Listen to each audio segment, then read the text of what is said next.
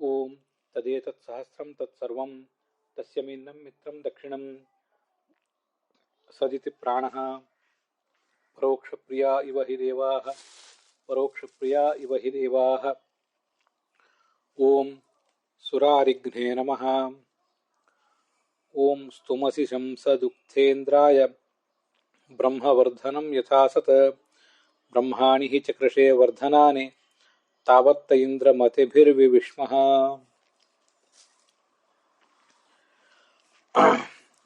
ಶ್ರೀ ಗುರುಭ್ಯೋ ನಮಃ.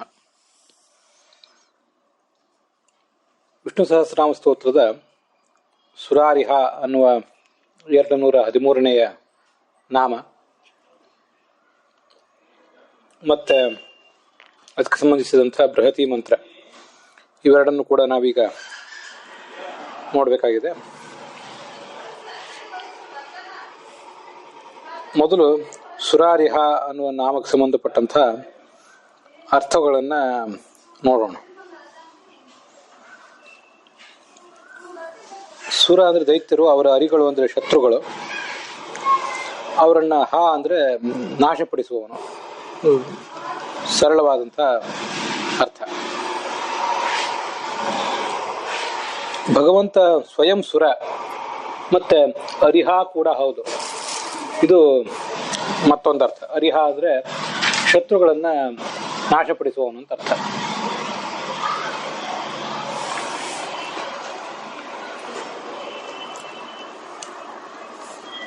ಸುರರು ಅಂದ್ರೆ ದೇವತೆಗಳು, ಅವರ ಅರಿಗಳು ಅಂದ್ರೆ ದೈತ್ಯರು. ಅವರ ಮೇಲೆ ಹಂತಿ ದಂಡೆತ್ತಿ ಆಕ್ರಮಣ ಮಾಡ್ಲಿಕ್ಕೆ ಹೋಗ್ತಾನಾದ್ರಿಂದ ಇವನು ಸುರಾರಿಹ ಅಂತ ಮತ್ತೊಂದರ್ಥ.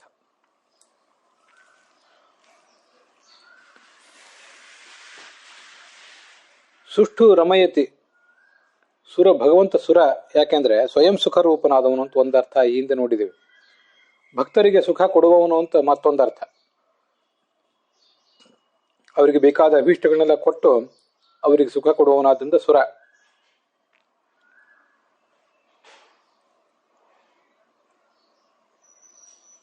ಮತ್ತೆ ಭಕ್ತರು ಮಾಡುವಂತಹ ಸ್ತೋತ್ರಗಳನ್ನ ತಾನು ಆಸ್ವಾದಿಸ್ತಾನೆ.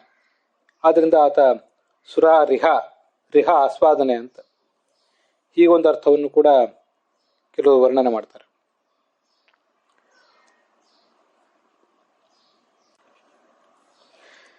ಈ ಪ್ರಸ್ತುತ ಮಂತ್ರಕ್ಕೆ ಸಂಬಂಧಪಟ್ಟಂತೆ ಸುರಾರಿಹ ಅನ್ನೋ ಅರ್ಥವನ್ನ ನಾನು ಅನುಸಂಧಾನ ಮಾಡುವುದು ಹೀಗೆ. ಈಗ ಅದನ್ನು ಸೂಕ್ಷ್ಮವಾಗಿ ಹೇಳ್ತೀನಿ, ಮುಂದೆ ವಿಸ್ತರಿಸ್ತೇನೆ. ಸುರಾರಿ ಅಂದ್ರೆ ಸುರರು ಅಂದ್ರೆ ಜ್ಞಾನಿಗಳು. ಅವರಿಗೆ ಅರಿ ಅಂದ್ರೆ ಸ್ವಾಮಿ ಈ ಭಗವಂತ. ಅವನು ಹಾಪಯತಿ, ತನ್ನ ಮಹಾತ್ಮ್ಯವನ್ನು ತಿಳಿಸ್ತಾನೆ ಶಾಸ್ತ್ರಗಳನ್ನು ಉಪದೇಶಿಸುವ ಮೂಲಕ. ಆದ್ರಿಂದ ಆತ ಸುರಾರಿಹ. ಇದು ಈ ಬೃಹತಿ ಮಂತ್ರಕ್ಕೆ ಸಂಬಂಧಪಟ್ಟಂತೆ ನಾವು ನೋಡಬೇಕಾದಂಥ ಅರ್ಥ. ಇನ್ನೀಗ ಈ ಸುರಾರಿಹ ಅನ್ನುವ ನಾಮ, ಅದಕ್ಕೆ ಸಂಬಂಧಪಟ್ಟಂತ ಮೂಲ ಋಗ್ವೇದದ ಮಂತ್ರ, ಸಾಯಣಾಚಾರ್ಯರು, ಭಗವಂತಾಚಾರ್ಯರು ಮೊದಲಾದವರು ಹೇಗೆ ವ್ಯಾಖ್ಯಾನ ಮಾಡ್ತಾರೆ ಅಂತನ್ನೋದನ್ನೆಲ್ಲ ನೋಡೋಣ.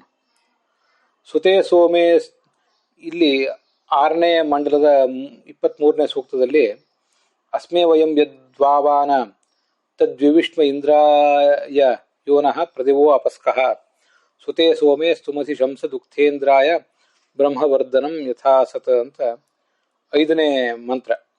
ಅಲ್ಲಿ ಸುತೇ ಸೋಮೆ ಅನ್ನುವವರೆಗೆ ಹಿಂದಿನ ನಾಮಕ್ಕೆ ಸಂಬಂಧಪಟ್ಟಂತೆ ನಾವು ನೋಡಿದ್ದೇವೆ.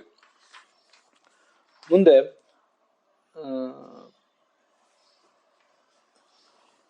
ಸ್ತುಮಸಿ ಅಲ್ಲಿಂದ ಪ್ರಾರಂಭ ಮಾಡಿ ಸ್ತುಮಸಿ ಶಂಸದುಕ್ಥೇಂದ್ರಾಯ ಅಂತ ಹೀಗೆ ಪ್ರಾರಂಭ ಕಾಣ್ತದೆ. ಬ್ರಹ್ಮವರ್ಧನಂ ಯಥಾಸತ ಅಂತ 5ನೇ ಮಂತ್ರದಲ್ಲಿ. ಮತ್ತೆ 6ನೇ ಮಂತ್ರದಲ್ಲಿ ಬ್ರಹ್ಮಾಣಿ ಚಕ್ರಶೇ ವರ್ಧನಾನಿ ತಾವತ್ತ ಇಂದ್ರ ಮತಿಭಿರ್ವಿವಿಷ್ಮಃ ಅನ್ನುವವರೆಗೆ, 6ನೇ ಮಂತ್ರದ ಪೂರ್ವಾರ್ಧದವರೆಗೆ ಈ ಸುರಾರಿಹ ಅನ್ನುವ ನಾಮಕ್ಕೆ ಸಂಬಂಧಪಟ್ಟಂತೆ ಇಟ್ಕೊಂಡಿದ್ದಾರೆ. 6ನೇ ಮಂತ್ರದ ಉತ್ತರಾರ್ಧ ಮುಂದೆ ಗುರು ಅನ್ನೋ ನಾಮಕ್ಕೆ ಸಂಬಂಧಪಟ್ಟಂತೆ ಸಂಬಂಧಿಸಿದೆ. 5ನೇ ಮಂತ್ರದ ಹೆಚ್ಚಿನ ಭಾಗಗಳೆಲ್ಲ ಹಿಂದಿನ ವಿಶ್ರುತಾತ್ಮ ಅನ್ನುವ ನಾಮಕ್ಕೆ ಸಂಬಂಧಪಟ್ಟಂತೆ ನಾವೀಗಾಗಲೇ ನೋಡಿದ್ದೇವೆ. ಈ 5ನೇ ಮತ್ತು 6ನೇ ಮಂತ್ರಕ್ಕೆ ಸಾಯಣಾಚಾರ್ಯ ಏನು ವ್ಯಾಖ್ಯಾನ ಮಾಡ್ತಾರೆ ಅಂತ ಅನ್ನೋದನ್ನ ಈಗ ನೋಡೋಣ.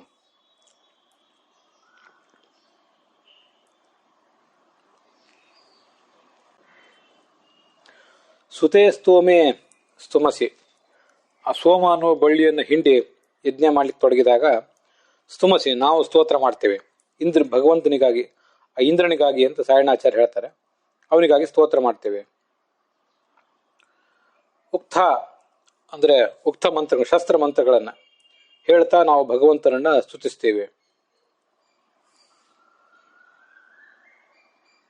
ಆ ಭಗವಂತನಿಗೆ ನಾವು ಮಾಡಿದಂಥ ಈ ಇಂದ್ರ ರೂಪನಾದ ದೇವತೆಗೆ ನಾವು ಮಾಡಿದಂಥ ಸ್ತೋತ್ರ ವೃದ್ಧಿಕರ ಆಗಬೇಕು, ಅದು ಅವನಿಗೆ ಪ್ರೀತಿಕರ ಆಗಬೇಕು. ಆ ಥರ ನಾವು ಅವನನ್ನು ಸ್ತುತಿಸ್ತೇವೆ ಅಂತ ಅದರ ಅರ್ಥ 5ನೇ ಮಂತ್ರದಲ್ಲಿ. 6ನೇ ಮಂತ್ರದಲ್ಲಿ ಹೀಗೆ ಅರ್ಥ ಹೇಳ್ತಾರೆ ಸಾಯಣಾಚಾರ್ಯ. ನೀನು ಇಂದ್ರನೇ, ನನಗೆ ಭಗವಂತನೇ ಅಂತ ಹೀಗೆ ಬಾಯಿಂದ ಬರ್ತಾ ಇರ್ತದೆ. ಅದು ಸಾಯಣಾಚಾರ್ಯರು ಇಂದ್ರ ಅಂತ ಅರ್ಥ ಮಾಡ್ತಾರೆ. ಅದು ಅವರು ವಿಷ್ಣು ಪರವಾಗಿ ಆದರೂ ಶಿವ ಪರವಾಗಿ ಆದರೂ ಅರ್ಥ ಅವ್ರೇನು ಹೇಳಿಲ್ಲ. ವೇದದಲ್ಲಿ ಯಾವ ಶಬ್ದ ಕೇಳಿ ಬರ್ತದೆ ಅದು ಆಯಾ ದೇವತೆಯ ಪರವಾದ್ದು ಅಂತ ಅವರ ವ್ಯಾಖ್ಯಾನ. ಆದರೆ ಮುಂದೆ ರಘುನಾಥ ಸ್ವಾಮಿಗಳು, ಭಗವಂತಾಚಾರ್ಯರು ಇವರೆಲ್ಲ ಮಾಡಿರುವ ಅರ್ಥ ಮತ್ತೆ ನಾನು ಅದನ್ನ ಗಮನಿಸಿ ನನ್ನದೇ ಆದ ಅರ್ಥವನ್ನೇನು ನಿರ್ಮಿಸಿಕೊಂಡಿರ್ತೀನಿ. ಇವೆಲ್ಲ ಅರ್ಥಗಳು, ಇವೆಲ್ಲ ಆಚಾರ್ಯರು ಆ ಸಕಲ ಶಬ್ದ ವಾಚ್ಯನಾದ ಪರಮಾತ್ಮನ ಬಗ್ಗೆ ಏನು ಅರ್ಥ ಹೇಳ್ತಿರ್ತಾರಲ್ಲ, ಪರಮಾತ್ಮನ ಸಕಲ ಶಬ್ದ ವಾಚ್ಯತ್ವವನ್ನು ಆಚಾರ್ಯರು ತಮ್ಮ ಸಿದ್ಧಾಂತದಲ್ಲಿ ಏನು ಪ್ರತಿಪಾದಿಸಿದ್ದಾರಲ್ಲ, ಆ ದೃಷ್ಟಿಕೋನದಿಂದ ಹೊರಟದ್ದಾಗಿರ್ತದೆ. ಆದ್ರಿಂದ ಎಲ್ಲಾ ಕಡೆನೂ ಭಗವಂತ ಅಂತ ನಾನು ಹೇಳ್ತಾ ಇರ್ತೇನೆ. ವಾಸ್ತವಿಕವಾಗಿ ಸಾಯಣಾಚಾರ್ಯರು ಭಗವಂತ ಅಂತ ಹೇಳಿಲ್ಲ, ಇಂದ್ರ ಅಂತ ಅಷ್ಟೇ ಹೇಳ್ತಾರೆ. ನೀನು ಸ್ತೋತ್ರಗಳನ್ನ ನಿರ್ಮಿಸಿಟ್ಟಿದ್ದಿ. ಬ್ರಹ್ಮಾಣಿ ಸ್ತೋತ್ರಾಣಿ ವರ್ಧನಾನಿ ಸ್ವಯಮೇವ ವೃದ್ಧಿಕರಾಣಿ ಚಕ್ರಶೆ ಕೃತವಾನಸಿ. ಆ ಸ್ತೋತ್ರಗಳೆಲ್ಲ ನಿನ್ನ ಅಭಿವೃದ್ಧಿಗೆ ಕಾರಣ ಆಗುವಂತೆ ಮಾಡಿಟ್ಟಿದ್ದೆ. ಆದ್ರಿಂದ ಅವೆಲ್ಲ ಸ್ತೋತ್ರಗಳನ್ನ ನಾವು ಮತಿಬಿಹಿ ನಮ್ಮ ಬುದ್ಧಿಯಿಂದ ವ್ಯಾಪನಮಃ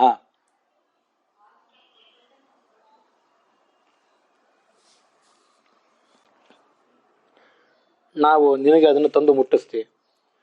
ನೀನು ಆ ಮಂತ್ರಗಳು ನಮಗೆ ಅರ್ಥ ಆಗುವಂತೆ ಮಾಡಿದ್ದೆ. ವರ್ಧನಾನಿ ಸ್ತೋತ್ರಾಣಿ ಮಮ ಯಥಾ ಭವೇಯು ತ್ವಂ ತಾದೃಶಾನಿ ಕಲ್ಪಿತವಾನಸಿ ಇತ್ಯರ್ಥ. ಎಲ್ಲ ಮಂತ್ರಗಳನ್ನು ಕೂಡ ನನಗೆ ಅರ್ಥ ಆಗುವಂತೆ, ನನಗೆ ಅದು ಅನುಸಂಧಾನಕ್ಕೆ ಆಚರಣೆಗೆ ಬರುವಂತೆ ನೀನು ಮಾಡಿಟ್ಟಿದ್ದಿ ಅಂತ ಅದರ ಅರ್ಥ. ನಾನು ಅದನ್ನ ನೀನೇ ಕೊಟ್ಟದ್ದನ್ನ ನಿನಗೆ ತಂದು ಮುಟ್ಟಿಸ್ತೇನೆ, ನಿನ್ನ ಆರಾಧನೆಗೆ ಅದನ್ನು ಉಪಯೋಗ ಮಾಡ್ತೇನೆ ಅಂತ ಅದರ ಅರ್ಥ. ಇದಿಷ್ಟು ಪೂರ್ವಾರ್ಧದ ಅರ್ಥ. 6ನೇ ಮಂತ್ರದ ಪೂರ್ವಾರ್ಧದ ಅರ್ಥ ನಮ್ಗೆ ಈಗ ಇಲ್ಲಿ ಬೇಕಾಗಿಲ್ಲ. ಗುರು ಅನ್ನುವ ನಮಗೆ ಸಂಬಂಧಪಟ್ಟಂತೆ ನಾಳೆ ಅದನ್ನ ನಾವು ನೋಡೋಣ. ಮುಂದೆ ಈ ಮೂಲ ಮಂತ್ರಕ್ಕೆ ಭಗವಂತಾಚಾರ್ಯ ಏನು ಅರ್ಥ ಹೇಳ್ತಾರೆ ಅಂತ ಅನ್ನೋದನ್ನ ನೋಡೋಣ.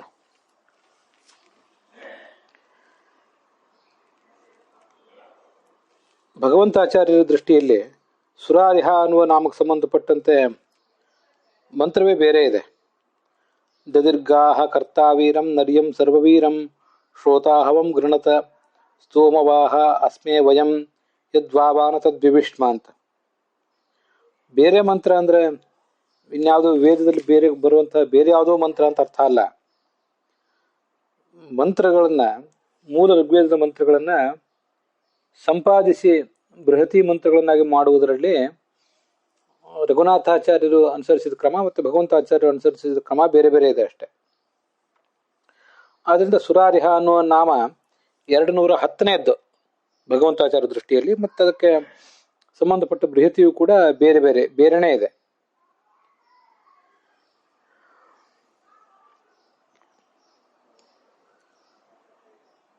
ತನ್ನ ಭಕ್ತರಿಗೆ ಅವರ ಅಭೀಷ್ಟಗಳನ್ನೆಲ್ಲ ಕೊಟ್ಟು ಅವರನ್ನು ಸಂತೋಷಪಡಿಸುವವನು ಅಂತ ಅರ್ಥವನ್ನು ಹೇಳಿದವರು ಭಗವಂತಾಚಾರ್ಯರೇ.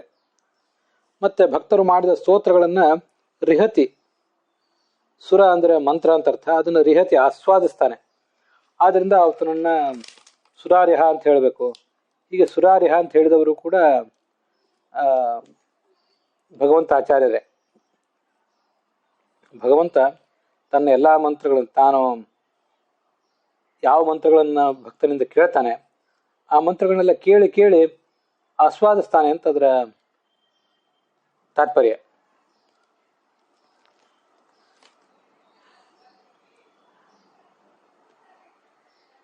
ದೈತ್ಯರ ಮೇಲೆ ಆಕ್ರಮಣ ಮಾಡುವವನಂತರೂ ಕೂಡ ಇನ್ನೊಂದು ಅರ್ಥ. ಆ ಅರ್ಥನೂ ಈ ಹಿಂದೆ ಒಂದ್ಸರಿ ಬಂದಿದ್ದೀವಿ, ಅದೇ ನಾವು ನೋಡಿದ್ದೀವಿ.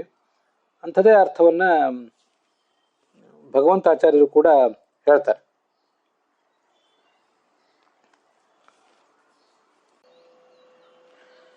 ಭಗವಂತಾಚಾರ್ಯ ದೃಷ್ಟಿಯಲ್ಲಿ ಆ ಮೂಲ ಮಂತ್ರದ ಅರ್ಥ ಏನು ಅಂತ ಅನ್ನೋದನ್ನ ನೋಡೋಣ. ಆ ಇಂದ್ರ ಅಂದ್ರೆ ಹರಿ. ಆ ಭಗವಂತನಿಗಾಗಿ ಸೋಮ ಅನ್ನುವಂಥ ಬಳ್ಳಿಯನ್ನ ಹಿಂಡಿ ರಸ ತೆಗೆದಿರಿಸಿದಾಗ ನಾವು ಸ್ತೋತ್ರವನ್ನ ಅವನಿಗಾಗಿ ಮಾಡ್ತೇವೆ. ಉಕ್ತ ಅಂದ್ರೆ ಸ್ತೋತ್ರಗಳು. ಆ ಸ್ತೋತ್ರಗಳನ್ನು ಹೇಳಿ ಅವನಿಗೆ ಸಂತೋಷ ಆಗುವಂತೆ ನಾವು ಮಾಡ್ತೇವೆ. ತಂ ಪರಮಾತ್ಮಾನಂ ಸ್ತುಮಃ ಸ್ತವನೇ ಆಧಿಕ್ಯ ಜ್ಞಾಪನಾಯ ಅಧಿಕಂ ರೂಪಂ. ಇದಿಷ್ಟು 5ನೇ ಮಂತ್ರಕ್ಕರ್ಥ. ಸಾಯಣಾಚಾರ್ಯ ಹೇಳಿದ್ದಕ್ಕಿಂತ ಬೇರೆಯಾಗಿ ಏನು ಹೇಳಿಲ್ಲ ಭಗವಂತಾಚಾರ್ಯರು. ಆದರೂ ಅವ್ರು ಏನು ಹೇಳಿದ್ದಾರೆ ಅಂತ ಹೇಳ್ತೇನೆ ಅಷ್ಟೇ. ಇಲ್ಲಿ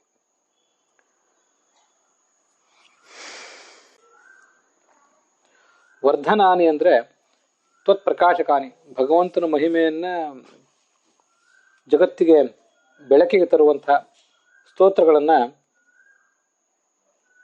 ಈ ಭಗವಂತನೇ ಮಾಡಿಕೊಟ್ಟಿದ್ದಾನೆ ನಮಗೆ.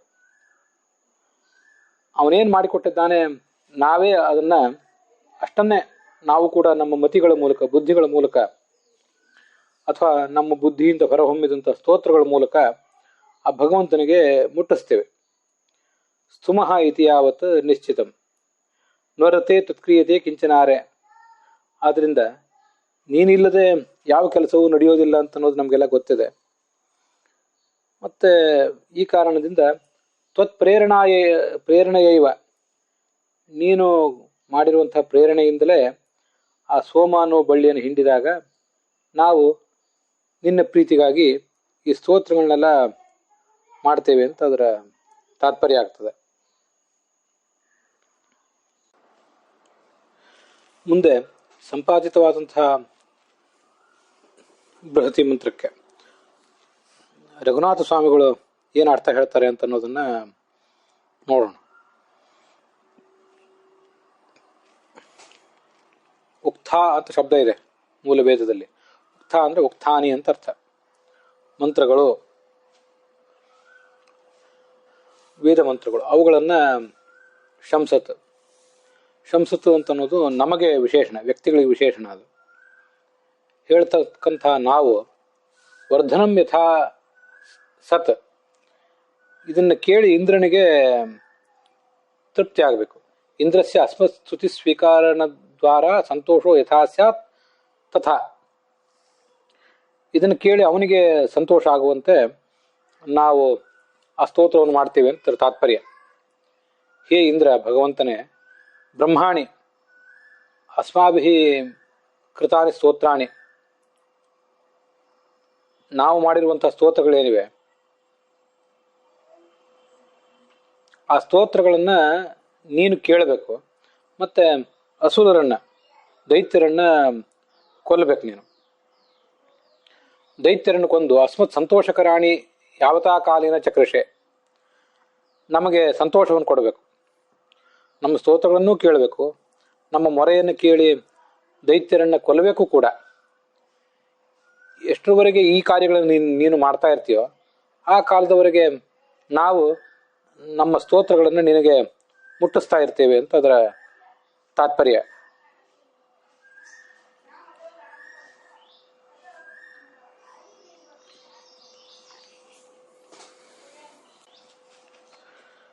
ಸುರಾರಿಹ ಅನ್ನೋ ಶಬ್ದಕ್ಕೆ ರಘುನಾಥ ಸ್ವಾಮಿಗಳು ಹೀಗೆ ಅರ್ಥ ಹೇಳ್ತಾರೆ. ಸುರ ಅಂದ್ರೆ ಈ ಮಂತ್ರ ಸಮುದಾಯ.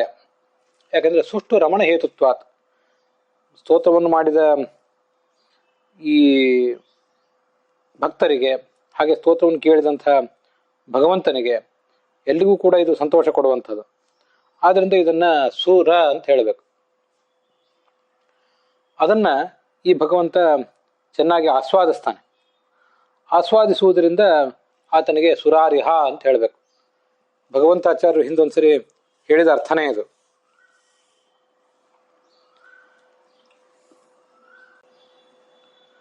ಸುರಾರಿಹಾಹ ಅಂತ ಬಹುವಚನ ಬಂದಿದೆಯಲ್ಲ, ಬಹುವಚನ ಯಾಕೆ ಬಂದಿದೆ ಅಂದ್ರೆ ಗೌರವಾಯ. ಭಗವಂತ ಒಬ್ಬನೇ ಆದರೂ ಕೂಡ ಆ ಭಗವಂತನ ಮಹಾಶಕ್ತಿಯಲ್ಲಿ ಗೌರವವನ್ನಿಟ್ಟು ಗೌರವಭರಿತವಾದಂತಹ ಭಕ್ತಿಯ ಮೂಲಕ ಆತನ ಸ್ತೋತ್ರ ಮಾಡಲಿಕ್ಕಾಗಿ ಸುರಾರಿಹಾಹ ಅಂತ ಹೇಳಿದ್ದಾರೆ. ಹೀಗೆ ಒಂದು ಅರ್ಥವನ್ನು ಹೇಳ್ತಾರೆ ರಘುನಾಥ ಸ್ವಾಮಿಗಳು. ಅಥವಾ ಸುರಾನಿನ್ ಹಂತುಂ ಗಚ್ಚತಿ, ಅವರನ್ನ ಕೊಲ್ಲುವುದಕ್ಕಾಗಿ ಅವರ ಮೇಲೆ ಆಕ್ರಮಣ ಮಾಡ್ತಾನೆ, ಅದರಿಂದ ಸುರಾರಿಹ ಅಂತ ಈ ಒಂದೆರಡು ಅರ್ಥಗಳನ್ನ ಹೇಳ್ತಾರೆ. ಇಲ್ಲಿ ಭಕ್ತರು ಮಾಡಿದ ಸ್ತೋತ್ರವನ್ನ ಆಸ್ವಾದಿಸ್ತಾನೆ ಇಂದ್ರ ಅಂತ ಬಂತಲ್ಲ, ಅದು ಈ ಬೃಹತಿ ಮಂತ್ರದಲ್ಲೂ ಕೂಡ ಇದೆ. ವರ್ಧನ, ನಾವು ಮಾಡಿದ ಸ್ತೋತ್ರ ನಿನಗೆ ಸಂತೋಷಕರ ಆಗಬೇಕು, ಆ ದೃಷ್ಟಿಯಿಂದ ನಾವು ಮಾಡ್ತಾ ಇದ್ದೇವೆ, ಹಾಗೆ ನೀನು ಕೂಡ ಅದನ್ನು ಸ್ವೀಕಾರ ಮಾಡಬೇಕು ಸಂತೋಷದಿಂದ ಅಂತ ಅದರ ತಾತ್ಪರ್ಯ ಇದೆ. ಹೀಗೆ ಬೃಹತಿ ಮಂತ್ರಕ್ಕೂ ಆ ಸುರಾರಿಹ ಅನ್ನೋ ನಾಮಕ್ಕೂ ಸಂಬಂಧ ಇದೆ ಅಂತ ಅದನ್ನು ಗ್ರಹಿಸಬೇಕು ರಘುನಾಥ ಸ್ವಾಮಿಗಳ ಅಭಿಪ್ರಾಯದಲ್ಲಿ. ಇನ್ನು ಮುಂದೆ ಈ ಮಂತ್ರಕ್ಕೆ ನಾನು ಅನುಸಂಧಾನ ಮಾಡಿಕೊಂಡಿರುವುದನ್ನು ಹೇಳ್ತೇನೆ. ವೇದ ಮಂತ್ರದ ಅರ್ಥ ಎಲ್ಲ ಹೀಗೆ ಇದೆ. ಸುರಾರಿಹ ಅನ್ನುವ ನಾಮಕ್ಕೆ ಮಾತ್ರ ನಾನು ಸ್ವಲ್ಪ ಬೇರೆ ಅರ್ಥ ಮಾಡ್ಕೊಂಡಿದ್ದೇನೆ. ಇಂದ್ರ, ಈ ಭಗವಂತ, ಪರಮೇಶ್ವರನಾದ ಭಗವಂತ, ಸೋಮೆ ಸುತೆ ಸತೆ. ಸೋಮೆ ಅಂದರೆ ಭಕ್ತಿಪೂರ್ಣವಾದ ಮನಸ್ಸು ಸಿದ್ಧ ಮಾಡಿ ಇಡಲ್ಪಟ್ಟಾಗ, ಭಗವಂತನ ಎದುರಿಗೆ ನಾವು ಅದನ್ನು ಅರ್ಪಿಸಿದಾಗ, ಗೃಣತಃ ಅವನನ್ನು ಸ್ತೋತ್ರ ಮಾಡುವಂಥ ಸಾಧಕ ಏನಿದ್ದಾನೆ,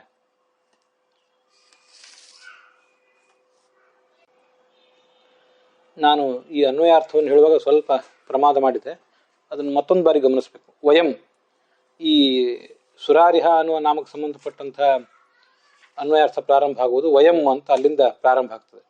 ವಯಂ ಸಾಧಕಾಹ, ನಾವೇನು ಸಾಧಕರಿದ್ದೇವೆ, ಈ ಸಾಧಕರೆಲ್ಲರೂ ಕೂಡ ಇಂದ್ರಾಯ ಪರಮೇಶ್ವರಾಯ, ಪರಮೇಶ್ವರನಾದಂತಹ ಭಗವಂತನಿಗೆ ಭಕ್ತಿಪೂರ್ಣವಾದ ಮನಸ್ಸನ್ನ ಸಿದ್ಧ ಮಾಡಿಟ್ಟಿದ್ದೀವಿ ಅಂತ ಅನ್ನೋದೆಲ್ಲ ಹಿಂದಿನಿಂದ ಇದ್ದೇ ಇದೆ, ಅದಿಲ್ಲ ಅಂತಲ್ಲ, ಅದ್ರ ಜೊತೆಗೂಡಿದಂಥ ಮುಂದಿನ ಅರ್ಥ ಇದೆ. ಆ ಭಗವಂತನಿಗೆ ವರ್ಧನ ಅಂದ್ರೆ ಮಹಿಮಾ ಪ್ರಕಾಶನ, ಅವನ ಮಹಿಮೆಯನ್ನ ಇದು ನಮಗೆ ತಿಳಿಸ್ಕೊಡ್ಬೇಕು. ನಾವು ಸ್ತೋತ್ರ ಮಾಡಿದಾಗ ನಮಗೂ ಭಗವಂತನ ಮಹಿಮೆ ತಿಳಿಬೇಕು.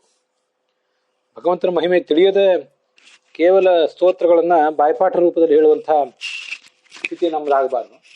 ಮತ್ತೆ ನಾವು ಸ್ತೋತ್ರ ಮಾಡಿದ್ರಿಂದ ಭಗವಂತನಿಗೂ ಕೂಡ ತೃಪ್ತಿ ಆಗಬೇಕು. ನಾವು ಸ್ತೋತ್ರ ಮಾಡಿದ್ದನ್ನು ಕೇಳುವಂಥ ಎಲ್ಲರಿಗೂ ಕೂಡ ಆ ಭಗವಂತನ ಮಹಿಮೆ ತಿಳಿಬೇಕು. ಹೀಗೆ ಆಗುವಂತೆ ಉಕ್ಥ ಅಂದ್ರೆ ಉಕ್ಥಾನಿ, ಬೃಹತಿ ಸಹಸ್ರ ರೂಪಾಣಿ, ಬೃಹತಿ ಸಹಸ್ರ ಎಂಬ ಮಂತ್ರಗಳನ್ನ ನಾವಿಲ್ಲೀಗ ಹೇಳುವವರಿದ್ದೇವೆ.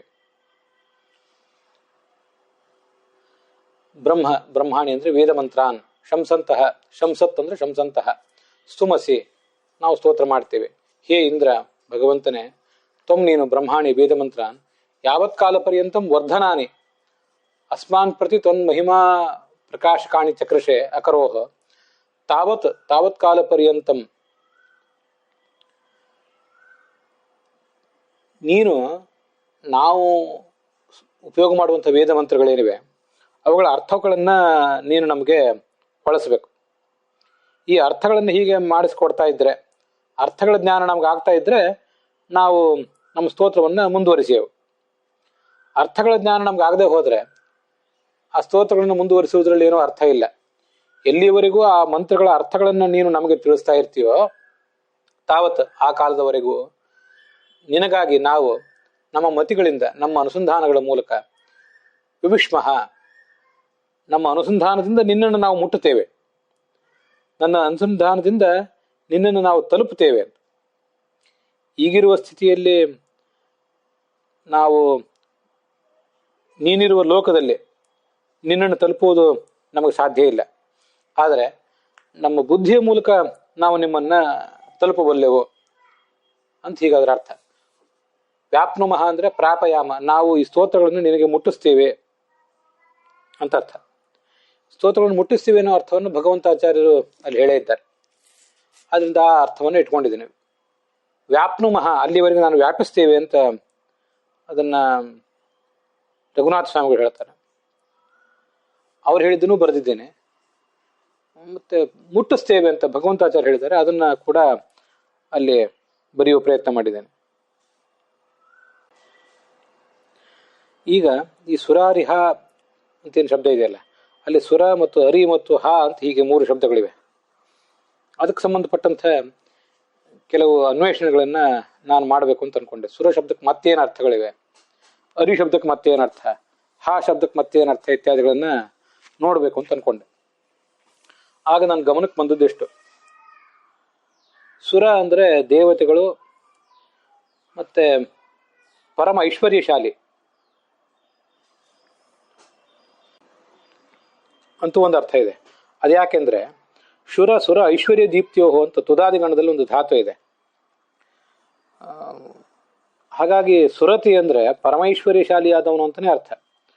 ಪ್ರಕಾಶಮಾನ ಬೆಳಕೊಳ್ಳವನು ಅಂತ ಅರ್ಥ. ಸೂರ್ಯ ಅಂತ ಅರ್ಥ ಇದೆ, ಋಷಿ ಅಂತ ಅರ್ಥ ಇದೆ, ಸರ್ಪ ಅಂತ ಅರ್ಥ ಇದೆ, ಜ್ಞಾನಿ ಅಂತ ಅರ್ಥ ಇದೆ, ಮತ್ತೆ ದಾತ ದಾನ ಮಾಡುವವನು ಅಂತ ಅರ್ಥ ಇದೆ.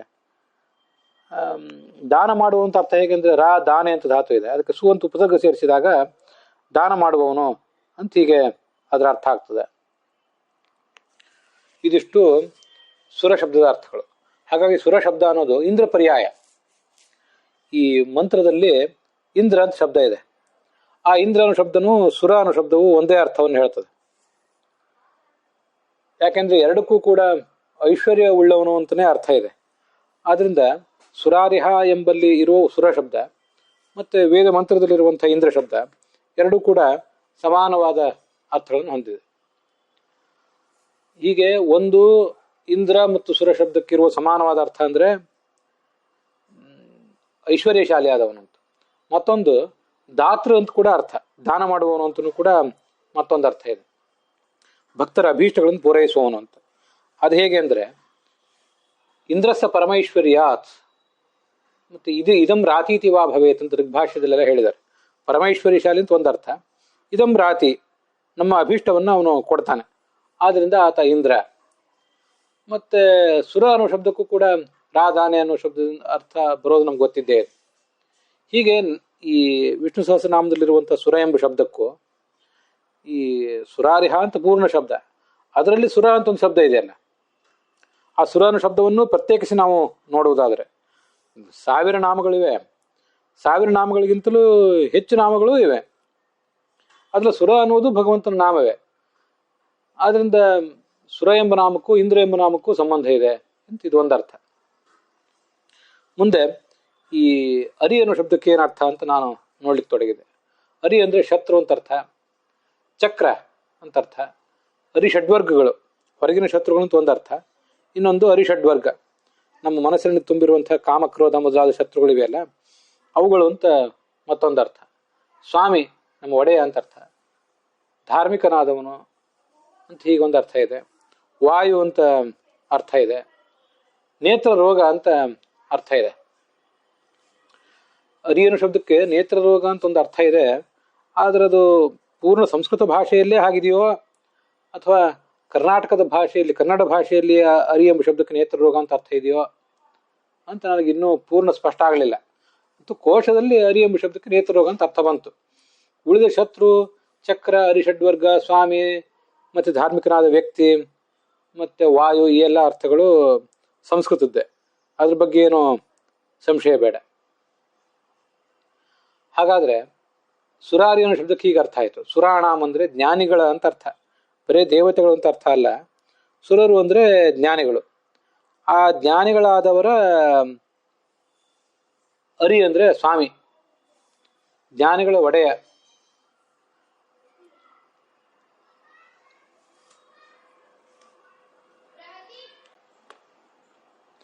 ಸುರಾರಿಹ ಎಂಬಲ್ಲಿ ಅರಿ ಅಂತಿದೆಯಲ್ಲ, ಸುರ ಅಂದ್ರೆ ಜ್ಞಾನಿಗಳು, ಅವರ ಅರಿ ಅಂದ್ರೆ ಸ್ವಾಮಿ, ಸ್ವಾಮಿಯಾದಿ ಭಗವಂತ. ಆ ಸುರರ ಅರಿಂ, ಸುರಾಣಾಂ ಅರಿಂ, ಜ್ಞಾನಿಗಳ ಅರಿಷಡ್ವರ್ಗ ಏನಿದಿಲ್ಲ, ಕಾಮಕ್ರೋಧಾದಿ ಅರಿಷಡ್ವರ್ಗ, ಆ ಅರಿಷಡ್ವರ್ಗವನ್ನ ಇವನು ನಾಶ ಮಾಡ್ತಾನೆ ಅಂತ ಮತ್ತೊಂದು ಅರ್ಥ ಸಿಗ್ತದೆ.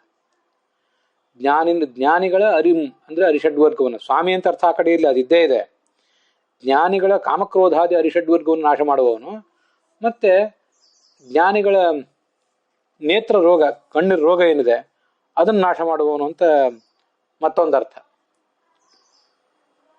ಆ ನೇತ್ರ ರೋಗ ಅನ್ನೋ ಅರ್ಥ ಕನ್ನಡದಲ್ಲೇ ಇರಲಿ, ಸಂಸ್ಕೃತದಲ್ಲಿ ಇಲ್ಲಿ ಅದು ಹೇಗೆ ಇರಲಿ, ಅಲ್ಲಿ ಅರಿಷಡ್ವರ್ಗ ಅಂತಿದೆಯಲ್ಲ, ಅರಿಷಡ್ವರ್ಗದಲ್ಲಿ ಕಾಮ, ಕ್ರೋಧ, ಲೋಭ, ಮೋಹ, ಮದ, ಮಾತ್ಸರ್ಯ ಇವೆಲ್ಲ ಇದ್ದೇ ಇದೆ. ಅಲ್ಲಿ ಮೋಹ ಅಂತೂ ಒಂದು ಇದ್ದೇ ಇದೆ. ಜ್ಞಾನಿಗಳ ಮೋಹವನ್ನು ನಾಶ ಮಾಡುವವನು. ನೇತ್ರ ರೋಗ ಅಂದ್ರೆ ಹೊರಗಣ್ಣಿಗೆ ಬಂದ ರೋಗ, ಮೋಹ ಅಂದ್ರೆ ಬುದ್ಧಿ ಎಂಬ ಕಣ್ಣಿಗೆ ಬಂದ ರೋಗ, ಅದು ನಾಶ ಮಾಡುವವನು. ಅಂತೂ ಜ್ಞಾನಿಗಳ ಸ್ವಾಮಿಯಾದ ಈ ಭಗವಂತ ಆ ಜ್ಞಾನಿಗಳ ಬುದ್ಧಿಗೆ ಕವಿದ ಮೋಹವನ್ನ ನಾಶ ಮಾಡುವವನು ಅಂತ ಅರ್ಥ ಆಗ್ತದೆ. ಸಂಸ್ಕೃತದಲ್ಲಿ ಒಂದು ಸುಭಾಷಿತ ನಂಗೆ ನೆನಪಾಗ್ತದೆ ಈ ಸಂದರ್ಭದಲ್ಲಿ. ಸರ್ವಸ್ಯ ಲೋಚನಂ ಶಾಸ್ತ್ರಂ ಯಸ್ಯ ನಾಸ್ತ್ಯಂಧ ಏವ ಸಹ. ಈ ನಮಗೆ ಹೊರಗಿನ ಘಟ ಪಟ, ಮನೆ, ಮಠ ಇದನ್ನೆಲ್ಲ ನೋಡ್ಲಿಕ್ಕಿರುವಂತಹ ಕಣ್ಣುಗಳು ಅಂದ್ರೆ ಹೊರಗಣ್ಣುಗಳು. ಆದರೆ ಶಾಸ್ತ್ರೀಯ ಸಂಗತಿಗಳನ್ನು ನೋಡ್ಲಿಕ್ಕಿರುವಂತಹ ಕಣ್ಣುಗಳು ಅಂದ್ರೆ ಶಾಸ್ತ್ರವೇ. ಆ ಶಾಸ್ತ್ರ ನಮ್ಮ ಪಾಲಿಗಿಲ್ಲದೆ ಹೋದ್ರೆ ನಾವು ಅಂಧರೆ ಅಂತ ಶಾಸ್ತ್ರ ನಮ್ಮನ್ನು ಹಾಸ್ಯ ಮಾಡಿದೆ.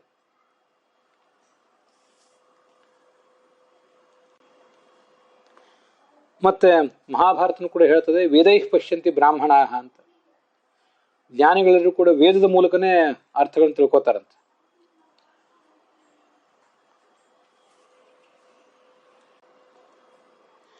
ಜ್ಞಾನಿಗಳು ನೋಡುವುದು ವೇದಗಳ ಮೂಲಕ, ವೇದ ಬಿಟ್ಟು ಬೇರೆ ಕಣ್ಣು ಅವರಿಗಿಲ್ಲ. ಹೊರಗಿನ ವಸ್ತುಗಳನ್ನು ನೋಡಿಯೂ ಉಪಯೋಗ ಇಲ್ಲ, ನೋಡದೇ ಇದ್ರೂ ಉಪಯೋಗ ಇಲ್ಲ. ಶಾಸ್ತ್ರಗಳನ್ನು ನೋಡದೆ ಹೋದ್ರೆ, ಶಾಸ್ತ್ರೀಯ ವಿಷಯಗಳನ್ನು ಗಮನಿಸದೆ ಹೋದ್ರೆ ಮಹಾಹಾನಿ ಇದೆ. ಅದಕ್ಕಾಗಿ ಶಾಸ್ತ್ರ ಅನ್ನೋದು ದೊಡ್ಡ ಕಣ್ಣು ಮುಖ್ಯವಾಗಿ. ಹೀಗೆ ಜ್ಞಾನಿಗಳಾದಂಥವರಿಗೆ ಇರುವ ಕಾಮಕ್ರೋಧಾದಿ ದೋಷಗಳನ್ನ, ಅವರಿಗೆ ಬುದ್ಧಿಗೆ ಕವಿದಂಥ ಮಂಕನ್ನ ಇವನು ಪರಿಹರಿಸ್ತಾನೆ. ಆದ್ರಿಂದ ಆತನನ್ನ ಸುರಾರಿಹ ಅಂತ ಹೀಗೆ ಹೇಳಬೇಕು. ಸುರಾರಿಹೆ ಅಂದ್ರೆ ಜ್ಞಾನಿನಾಂ ಸ್ವಾಮಿ ಅಯಂ ಹಾಪಯತಿ. ಸುರಾರಿ ಅಂದ್ರೆ ಜ್ಞಾನಿಗಳ ಸ್ವಾಮಿ ಅಂತ ಕೂಡ ಒಂದು ಅರ್ಥ ಬಂತಲ್ಲ, ಅದನ್ನ ಈಗ ನಾವು ನೋಡಿದೀವಲ್ಲ ಹಿಂದೆ. ಅದಕ್ಕೆ ಇನ್ನೊಂದು ಥರದ ಅರ್ಥನೂ ಮಾಡಬಹುದು. ಜ್ಞಾನಿಗಳ ಸ್ವಾಮಿಯಾದ ಈ ಭಗವಂತ ಹಾಪಯತಿ ಅಂದ್ರೆ ನಮ್ಮ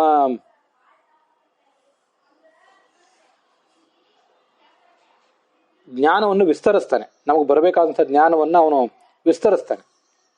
ಆ ಅರ್ಥವನ್ನು ಕೂಡ ನಾವಲ್ಲಿ ಗ್ರಹಿಸಬಹುದು. ಹಾಪಯತಿ ಅಂದ್ರೆ ಅವಗಮಯತಿ, ತಿಳಿಸ್ತಾನೆ. ಏನ್ ತಿಳಿಸ್ತಾನೆ ಅಂದ್ರೆ ಸ್ವಮಹಾತ್ಮವನ್ನು ತಿಳಿಸ್ತಾನೆ. ಅದಕ್ಕಾಗಿ ಆತನನ್ನ ಸುರಾರಿಹ ಅಂತ ಹೇಳಬೇಕು. ಶಾಸ್ತ್ರಗಳನ್ನು ನಮಗೆ ಕೊಟ್ಟು ಉಪದೇಶ ಮಾಡಿ ಆ ಮೂಲಕ ತನ್ನ ಮಹಿಮೆಯನ್ನು ತಿಳಿಸ್ತಾನೆ. ಅದಕ್ಕಾಗಿ ಆತನನ್ನ ಸುರಾರಿಹ ಅಂತ ಹೀಗೆ ವರ್ಣಿಸಬೇಕು.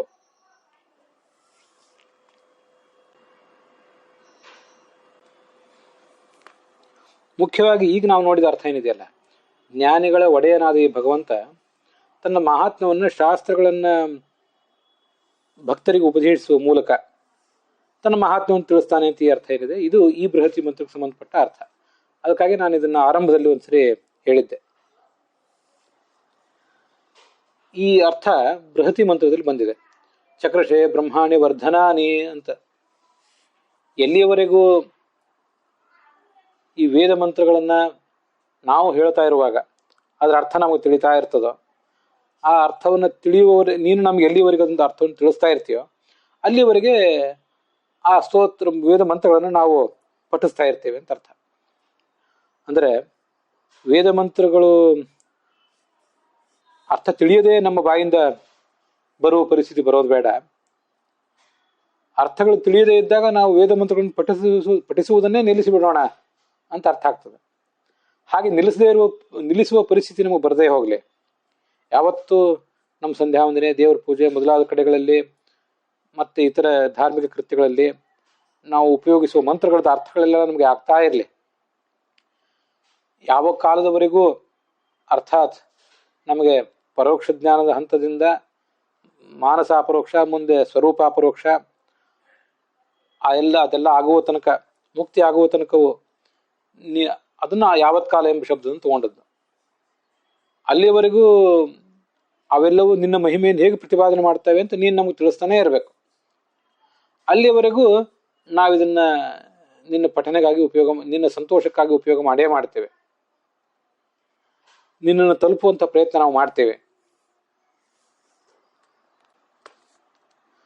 ಅರ್ಥ ತಿಳಿಯದ ಪರಿಸ್ಥಿತಿ ಮಾತ್ರ ನಮಗೆ ಬರುವುದು ಬೇಡ ಅಂತ ಅದರ ತಾತ್ಪರ್ಯ ಆಗ್ತದೆ. ಹೀಗೆ ಆ ಸುರಾರ್ಯಃ ಅನ್ನೋ ಶಬ್ದಕ್ಕೆ ನಾನು ಮಾಡಿಕೊಂಡ ಅನುಸಂಧಾನವನ್ನು ನಿಮ್ಮ ಎದುರಿಗೆ ಇಟ್ಟಿದ್ದೇನೆ.